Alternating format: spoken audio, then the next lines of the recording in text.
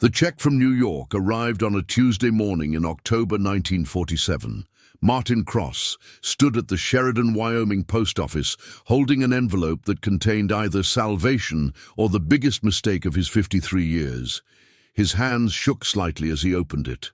Not from age, though at 53 he felt every one of those years in his back and knees, but from the weight of what this moment meant. Inside was a bank draft for $18,000. Payment for Midnight Dancer, the 3-year-old thoroughbred stallion he'd trained from a skittish, nervous colt into a horse that had just won the Belmont Futurity at Belmont Park in New York. $18,000. Martin had to read the number 3 times to believe it. It was more money than he'd seen in his entire life working as a horse trainer on other men's ranches. More than he'd made in the last 10 years combined. More than his father had earned in a lifetime of farming. It was also, he'd calculated down to the last dollar, exactly enough to buy the Henderson Ranch property that had just come up for sale. 240 acres of prime Wyoming grassland, good water from a year-round creek, existing facilities, though damaged, strong fencing. And most importantly, it came with 6 broodmares, all thoroughbred, all with proven bloodlines, all capable of producing foals that could sell for thousands. Martin could stop training other people's horses and become a breeder himself. His own operation, his own bloodlines, his own future, instead of building futures for wealthy men who paid him wages and took the profits. At 53, it was his last chance. Maybe his only chance, too old to start over if this failed, too poor to survive another decade of wages. The problem was the barn, or rather the complete absence of one. The Henderson place had possessed a barn once, and by all accounts it had been magnificent.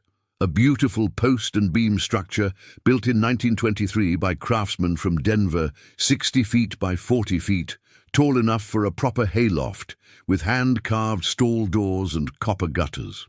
Old Henderson had been proud of that barn, maintained it obsessively, showed it off to visitors. But lightning had struck it in August during a thunderstorm, and the whole thing had burned to the foundation in less than 3 hours.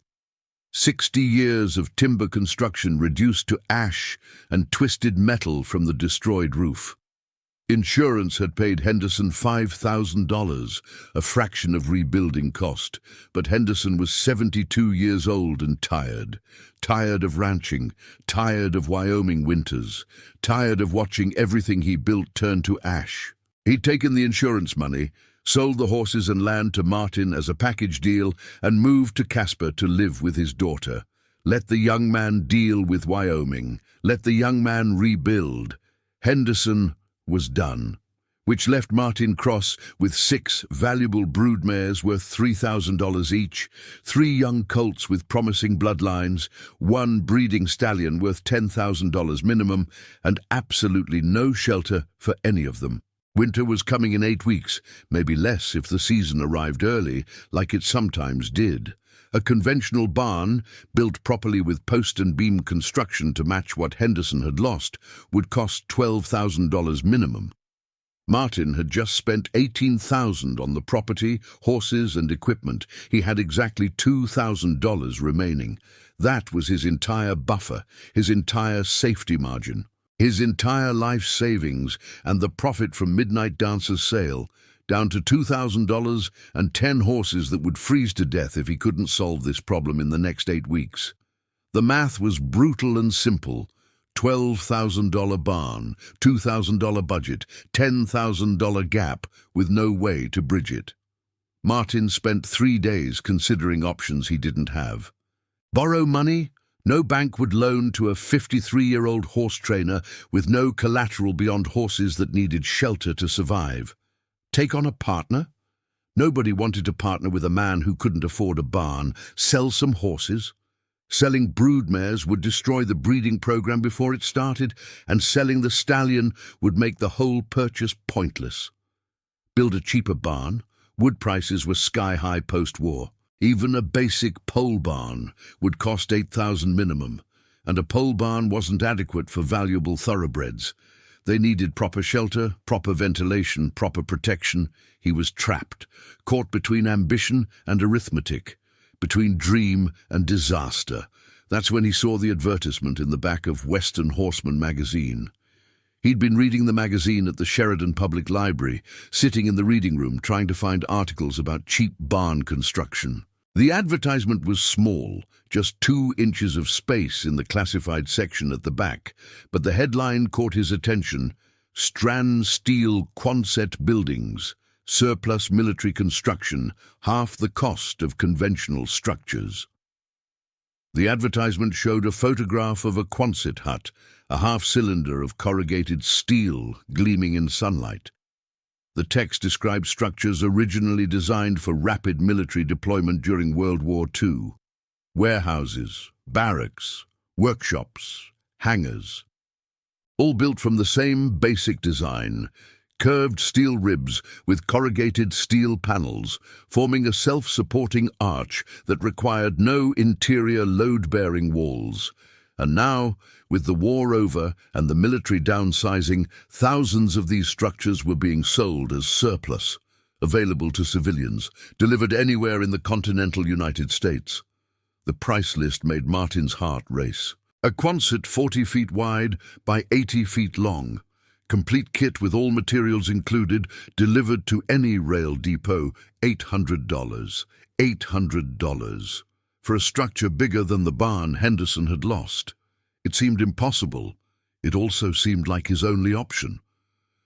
Martin checked out 3 books from the library on metal building construction, read them cover to cover in 2 days, learned about thermal conductivity, ventilation requirements, foundation specifications. The more he read, the more the Quonset design made sense. The curved shape was inherently strong, distributing load through the arch. The steel panels were lighter than wood, but stronger. The design was proven, tested in every climate, from Arctic to tropical during military deployment. But there was one massive problem. These structures were designed for equipment and supplies, not livestock, not horses. Would the metal be too cold in winter? Too hot in summer? Would the echo disturb the horses? Would condensation create moisture problems? Martin didn't know. He couldn't afford to know. He could only afford to gamble. He ordered 2, 40 feet wide, 60 feet long each, $1,600 for both, delivered to Sheridan Rail Depot. He'd have $400 left for lumber, doors, and the concrete foundation pads he'd need. When the Quonsets arrived 3 weeks later, unloaded from a Burlington Northern freight car in pieces, Martin stood looking at the pile of curved corrugated steel panels and wondered if he'd just destroyed his entire future. The neighboring ranchers certainly thought so. "You're putting your thoroughbreds in a grain silo," Raymond Sutherland had said, standing at the rail depot watching Martin load steel panels onto his truck. Sutherland owned the Triple S Ranch, 5,000 acres, championship quarter horses, and the kind of money that came from 3 generations of successful ranching. "It's a Quonset barn," Martin corrected. "It's a curved tin can. Those things were designed for storing jeeps and ammunition, not livestock. Horses need ventilation. They need light. They need proper stalls. You're going to cook them in summer and freeze them in winter." "I've researched the design. The curved shape actually provides excellent airflow if vented properly, and the steel reflects heat rather than absorbing it like wood." Sutherland had laughed, a sound without humor. "Martin, I've known you 20 years. You're a fine trainer, best in the state maybe, but you don't know a damn thing about construction or ranching operations. You should have stayed working for other people instead of gambling everything on breeding horses you can't properly shelter." Martin didn't respond, just loaded his steel panels and drove away. But Sutherland's words haunted him, because the man was right about one thing. Martin was a trainer, not a builder. He knew bloodlines and conformation and how to gentle a nervous colt. He'd never built anything larger than a feed box. The assembly instructions that came with the Quonset were written for military engineers. 12 pages of technical diagrams showing foundation preparation, rib assembly, panel attachment sequences. End wall construction. It might as well have been written in Chinese. Martin hired 2 men from town at $3 a day each. Tom Reeves, a carpenter who'd built half the houses in Sheridan, and Billy Santos, a welder who'd worked in the Navy shipyards during the war and knew how to handle metal. The first Quonset took them 6 days to erect. 6 days of mistakes and adjustments, and moments when Martin was certain the whole thing would collapse. The curved ribs had to be perfectly aligned, or the panels wouldn't fit. The panels had to be bolted in exact sequence, or the stress would buckle the metal. The end walls required precision carpentry to create a weather-tight seal against the curved structure. But slowly, it came together. Steel ribs forming perfect arcs, corrugated panels bolting into place, a massive half-cylinder taking shape on his property, 40 feet wide, 60 feet long, gleaming silver in the October sun. When they finished, Martin stood back and looked at what he'd built. It looked insane, like an airplane hangar, like a giant culvert pipe, like nothing that belonged on a horse ranch. The second Quonset went faster. 4 days, same design, same size, positioned 20 feet from the first one. 2 massive steel tubes, side by side on his property. Tom Reeves had been skeptical at first, but by the end he'd changed his tune. "I'll admit, Martin, this design is clever. That curved shape means no load-bearing walls needed. The entire structure supports itself through the arch. And that steel gauge, it's heavy. This thing will hold snow like you wouldn't believe."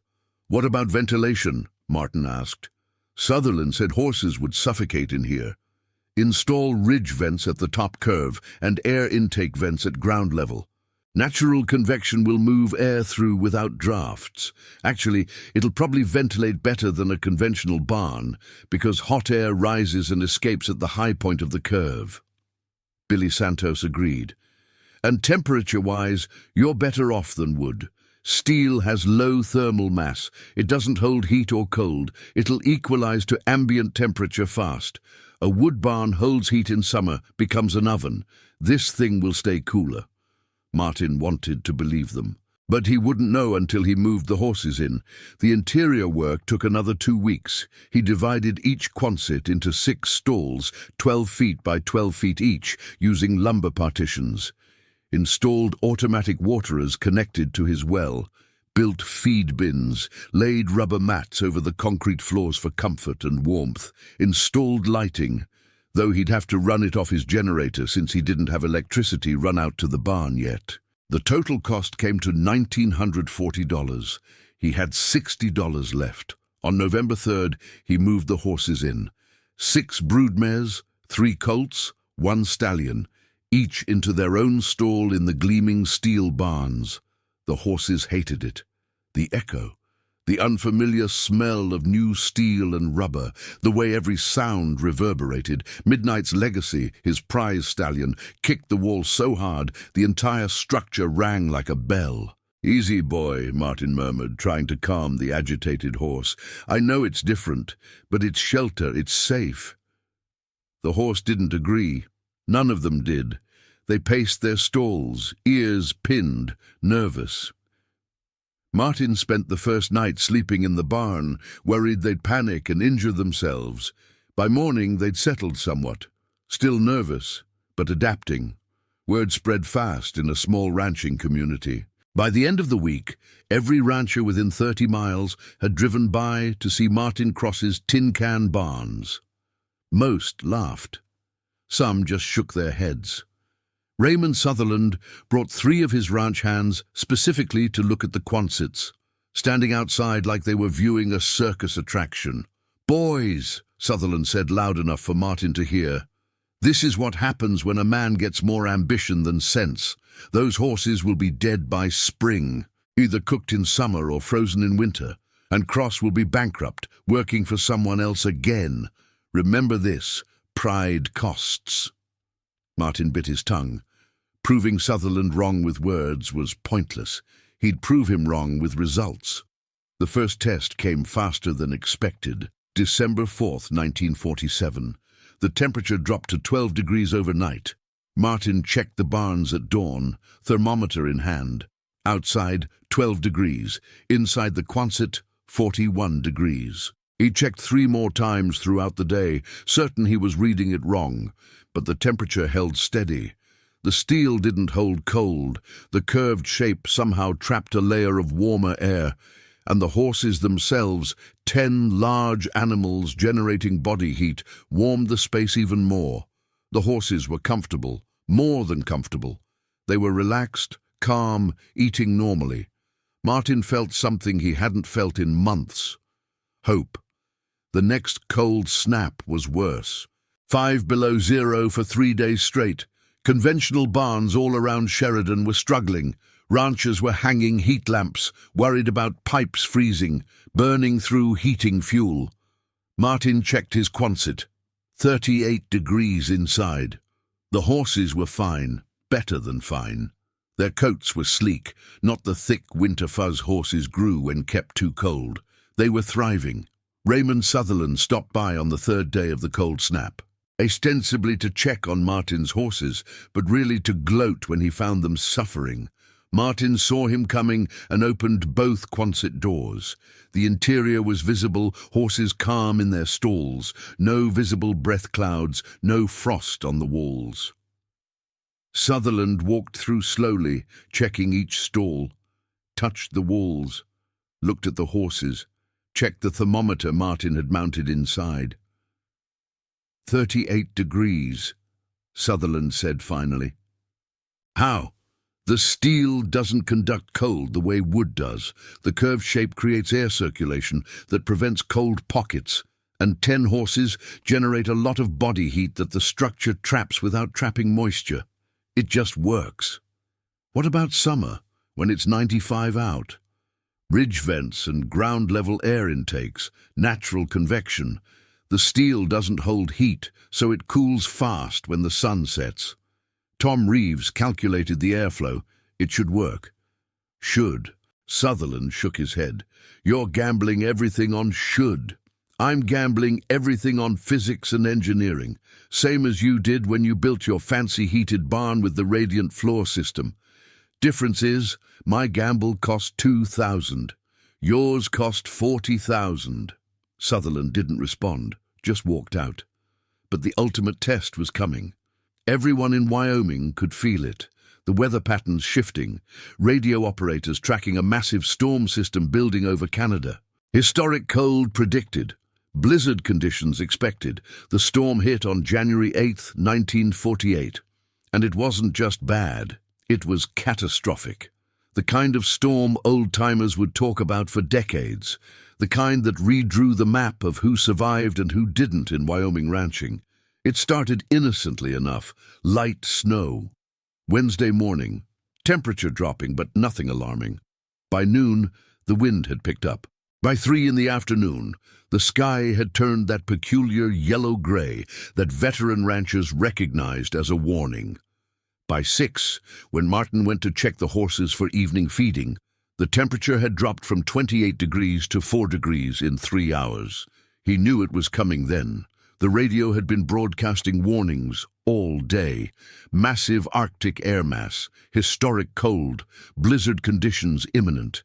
But hearing it on the radio was different from feeling it. From watching the thermometer plunge, from seeing the horses get nervous, pacing their stalls, sensing something massive approaching. Martin double-checked everything. Water systems functioning, feed bins full, doors secured but not sealed, allowing airflow. Ridge vents open for circulation. Everything he could do was done. The blizzard hit at midnight. Martin woke to the sound of wind he'd never heard before. Not the normal Wyoming wind that was constant background noise. This was different, deeper, a roar like a freight train that never passed. Wind that shook his ranch house, that found every crack and gap, that announced itself as something primal and unconquerable. By dawn Thursday, the temperature had dropped to 27 below zero. Wind was sustained at 50 miles per hour, with gusts higher. Snow came horizontal, driven like needles. Visibility dropped to 0. Standing on his porch, Martin couldn't see the Quonsets 100 yards away. The world had turned white and deadly and utterly hostile to life. He fought his way to the barns, using a rope he'd strung from his house to the Quonsets for exactly this situation. The wind tried to knock him down. The cold bit through 3 layers of clothing like they were tissue paper. Ice formed instantly on any exposed skin. Inside the first Quonset, he checked the thermometer with numb fingers. 42 degrees. Outside was 27 below. Inside was 42 above. 69-degree difference. The horses were calm, comfortable, eating their morning hay like it was any other day. The second Quonset showed the same. 41 degrees. Horses relaxed. The curved steel was doing exactly what the physics said it should. Not conducting cold, shedding wind and snow, creating a stable thermal environment using nothing but geometry and the horse's own body heat. Martin felt relief so intense it was almost painful. His gamble was working. His horses would survive. But not everyone was so lucky. Day 2 brought temperatures that defied comprehension. 32 below zero when Martin checked at dawn. The wind had, if anything increased, sustained gusts over 60 miles per hour. Snowdrifts were building to 8 feet, 10 feet, swallowing fence posts, erasing landmarks. The world had disappeared into white chaos. Martin's horses remained comfortable at 40 degrees inside the Quonsets. But his phone, when it still worked before the lines went down, brought reports of disaster from across Sheridan County. The Peterson Ranch had lost power, and their heated barn was dropping below freezing. The Martinez operation had a roof collapse under snow weight, 3 horses injured. The old Wilkins place had pipes freeze and burst, flooding stalls before freezing solid. And Raymond Sutherland, with his magnificent $40,000 climate-controlled barn, was in crisis. The power had gone out Wednesday evening. His backup generator had lasted until Thursday noon, before the diesel fuel gelled in the extreme cold and the engine seized. Without electricity, his radiant floor heating system was useless. His automated climate control meant nothing. His expensive barn became just an expensive building with no heat source. Sutherland had 16 horses inside when the storm hit. Championship quarter horses with documented bloodlines going back 5 generations. Horses that had won at Denver, at Cheyenne Frontier Days, at regional shows across 3 states, collectively worth $250,000 minimum, possibly more. And they were trapped in a barn that was losing temperature at 2 degrees per hour. By Thursday evening, the interior was 34 degrees. By Friday morning, 28 degrees. The horses were shivering, huddling together, burning calories trying to stay warm. Sutherland did everything he could, piled every blanket he owned onto the horses, filled the barn with straw for insulation, closed every vent to prevent drafts, burned every piece of scrap wood in a barrel stove he'd improvised, trying to generate heat. Nothing worked. The barn was too large, the ceiling too high. The heat rose and escaped through the peak, while the cold settled at ground level where the horses stood. The wood walls, beautiful tongue-and-groove cedar that had cost a fortune, conducted cold right through the expensive insulation. By Friday afternoon, day 3 of the storm, the temperature inside Sutherland's barn was 22 degrees. Outside was 37 below. The barn was barely protecting them. His best mare, a 15-year-old championship producer named Dakota Star, was showing signs of hypothermia, shaking uncontrollably, breathing shallow, eyes glazing. Raymond Sutherland was watching his life's work die, watching horses he'd raised from foals, horses he'd trained and shown and bred, slowly freeze despite everything he could do. The most advanced barn in Wyoming was failing catastrophically, and he was powerless to stop it. That's when he made the decision that would haunt his pride for years, but save his horses. He wrapped himself in every layer of clothing he owned, fought his way to his truck, and drove through conditions that should have been impossible to navigate. Drove 3 miles through white blindness using fence lines and memory. Drove to Martin Cross's property, to the tin can barns everyone had mocked, to the last resort he'd sworn he'd never need. Martin was in the Quonset doing evening feeding when he heard banging on the man door. Opened it to find Raymond Sutherland, covered in ice, eyes desperate. "I need help," Sutherland said, and the words came out broken. Not from cold, though that was part of it, but from pride dying, from admitting he'd been catastrophically wrong. "My barn, the heating failed, generators dead. I have 16 horses that are going to freeze to death if this doesn't break soon. I know what I said about your barns. I know I mocked you, but I'm asking, do you have space for them?" Martin looked past Sutherland at the white hell still raging outside, looked at his 2 Quonset barns, each with 6 stalls occupied by his own horses, 6 stalls empty. He thought about refusing, about letting Sutherland experience the consequences of his arrogance, about all the times Sutherland had laughed, had predicted failure, had called these barns tin cans. But he looked at the desperation in Sutherland's eyes, and he thought about the horses. 16 horses that had done nothing wrong except belong to a proud man. 16 horses that didn't deserve to die for human arrogance. "I have 12 empty stalls across both barns," Martin said. "Bring who you can fit. The rest we'll double up if needed. Horses can share stalls in an emergency." The relief on Sutherland's face was painful to witness. "Thank you. God, Martin, thank you." It took 4 hours to move Sutherland's horses through the blizzard. 4 hours of work in 37 below zero, with wind trying to kill them. Each horse had to be individually led, wrapped in blankets, guided through drifts that reached their chests.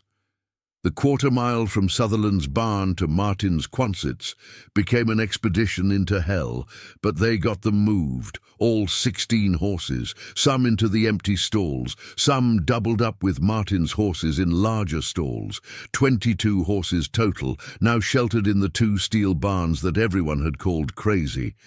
The temperature inside dropped to 39 degrees, with all the door openings and the additional horses bringing cold air on their bodies.